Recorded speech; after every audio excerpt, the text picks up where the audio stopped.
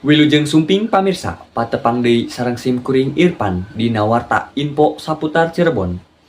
Pamirsa, tragedi longsor di tambang Batu Alam Gunung Kuda, Desa Cipanas, Kecamatan Duku Puntang, Kabupaten Cirebon, nyebabkeun 19 jalma maut.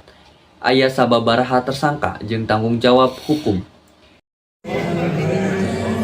Polisi netapkeun 2 jalma jadi tersangka. Polresta Cirebon geus netapkeun 2 orang jadi tersangka dina kasus longsor di tambang Gunung Kuda. Aranjeunna teh Abdul Qorim 58 tahun nu boga koperasi Pondok Pesantren Al Azhariyah jeung Ade Rohman 35 tahun kepala teknik tambang. Ti hasil pamariksaan ka para saksi, 2 jalma eta bisa dimintakeun tanggung jawabna nyaeta nu boga koperasi Al Azhariyah jeung kepala teknik tambang, saur Kapolresta Cirebon, Kombes Pol Sumarni. Tambang dianggap lalai jeung ngalanggar SOP sanajan boga dokumen lengkap nepi ka November 2025. Cara nambangna dianggap teu saluyu jeung standar jeung henteu ngajaga kasalamatan pagawe.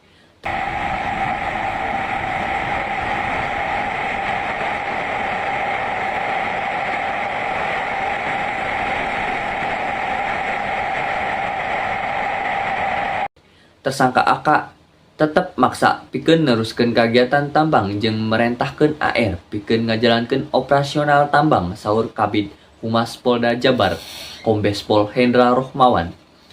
AR oge nurut kana parentah AK pikeun neruskeun operasional tambang bari henteu ngindahkeun keamanan jeung kasehatan kerja. 2 tersangka dijerat ku rupa-rupa pasal kaasup pidana lingkungan ketenagakerjaan jeung kelalaian nu nyebabkeun mautna jalma. Tragedi ieu nyebabkeun 18 orang maut, 7 luka-luka jeung 6 deui masih keneh dipilari ku tim gabungan. Gubernur Jawa Barat Deddy Mulyadi nyalurkeun bantuan duit tunai ka 33 keluarga korban masing-masing 50 juta. Bantuan ieu mangrupa rasa empati.